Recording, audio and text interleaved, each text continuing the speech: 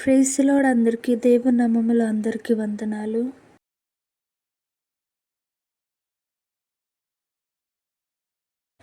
లెవియా కాండము 5వ అధ్యాయము.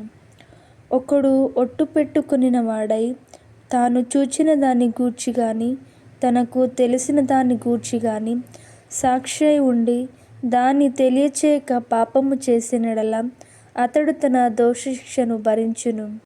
మరియు ఒకడు ఏ అపవిత్ర వస్తువునైనా ముట్టిన అది అపవిత్ర మృగ కళేబరమే కానీ అపవిత్ర పశు కళేబరమే కానీ అపవిత్రమైన ప్రాకేడు జంతువు కళేబరమే కానీ అది అపవిత్రమని అగును. మనుష్యులకు తగులు అపవిత్రతలో ఏదైనాను ఒకనికి తెలియకుండా అంటిన అనగా ఒకనికి అపవిత్రత కలిగిన ఆ సంగతి తెలిసిన తరువాత వాడు అపరాధి అగును. మరియు కీడైనను మేలైనను మనుష్యులు వ్యర్థముగా ఒట్టు పెట్టుకొని చేసేదమని పలుకు మాటలలో మరి దేనినైనాను యోచింపక చేసేదనని ఒకడు పెదవులతో వ్యర్థముగా ఒట్టు పెట్టుకొని అది తెలిసిన తర్వాత వాడు అపరాధి అగును. కాబట్టి అతడు వాటిలో ఏ విషయమందైనను అపరాధి అగినప్పుడు ఆ విషయమందే తాను చేసిన పాపమును ఒప్పుకొని తాను చేసిన ఆ పాప విషయమై యెహోవా సన్నిధికి మందల నుండి ఆడు గొర్రె పిల్లని గాని ఆడు మేక పిల్లని గాని పాపపరిహారార్థ బలిగా అర్పింపవలెను. అతనికి పాపక్షమాపణ కలుగునట్లు యాజకుడు అతని నిమిత్తము ప్రాయశ్చిత్తము చేయును. అతడు గొర్రె పిల్లను తేజాలని అతడు పాపియగునట్లు తాను చేసిన అపరాధ విషయమై 2 తెల్ల గువ్వలని గాని 2 పావురపు పిల్లల్ని గాని పాపపరిహారార్థ బలిగా ఒకదానిని దహన బలిగా ఒకదానిని యెహోవా సన్నిధికి తీసుకొని రావలెను. అతడు యాజకుని యొద్దకు వాటిని తెచ్చిన తరువాత అతడు పాపపరిహార్థమైన దానిని మొదట నరిపించి దాని మెడ నుండి దాని తలను నులుమవలెను గాని దాన్ని ఊడదీయకూడదు. అతడు పాపపరిహారార్థ బలి పశు రక్తములో కొంచెము బలిపీఠము ప్రక్కను ప్రోక్షింపవలెను. దాని రక్తశేషమును బలిపీఠము అడుగున పిండవలెను. అది పాపపరిహారార్థ బలి. విధి చొప్పున 2వ దానిని దహన బలిగా అర్పింపవలెను. అతడు చేసిన పాపము విషయమై యాజకుడు అతని నిమిత్తము ప్రాయశ్చిత్తము చేయగా అతనికి క్షమాపణ కలుగును.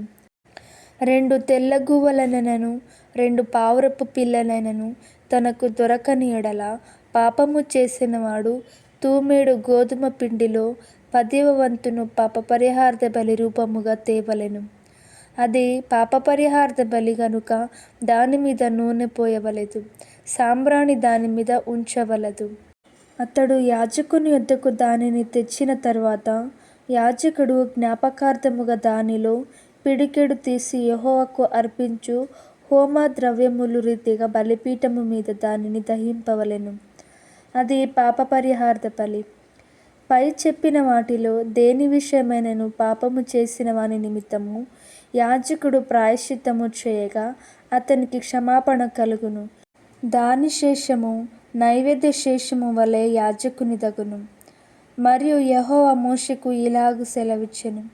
ఒకడు యెహోవాకు పరిశుద్ధమైన వాటి విషయములో పొరబాటున పాపము చేసిన తాను చేసిన అపరాధమునకు నీవు ఏర్పరచు వెల చొప్పున పరిశుద్ధమైన తులముల విలువగల నిర్దోషమైన పొట్టేలును మందల నుండి అపరాధ పరిహారార్థ బలిగా యెహోవా యొద్దకు వాడు తీసుకొని రావలెను.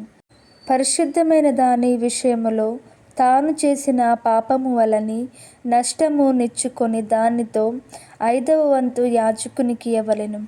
ఆ యాజకుడు అపరాధ పరిహారార్థ బలియగు పొట్టేలు వలన అతని నిమిత్తము ప్రాయశ్చిత్తము చేయగా అతనికి క్షమాపణ కలుగును. చేయకూడదని యెహోవా ఆజ్ఞాపించిన వాటిలో దేనినైనాను చేసి ఒకడు పాపి అయిన అది పొరబాటున జరిగినను అతడు అపరాధి అయి తన దోషమునకు శిక్ష భరించును. కావున నీవు ఏర్పరచిన వెలువ చొప్పున మందుల నుండి నిర్దోషమైన పొట్టేలును అపరాధ పరిహారార్థ బలిగా అతడు యాజకుని యొద్దకు తీసుకొని రావలెను. అతడు తెలియకయే పొరబాటున చేసిన తప్పును గూర్చి యాజకుడు అతని నిమిత్తము ప్రాయశ్చిత్తము చేయగా అతనికి క్షమాపణ కలుగును. అది అపరాధ పరిహార్థ బలి. అతడు యెహోవాకు విరోధముగా అపరాధము చేసినది వాస్తవము.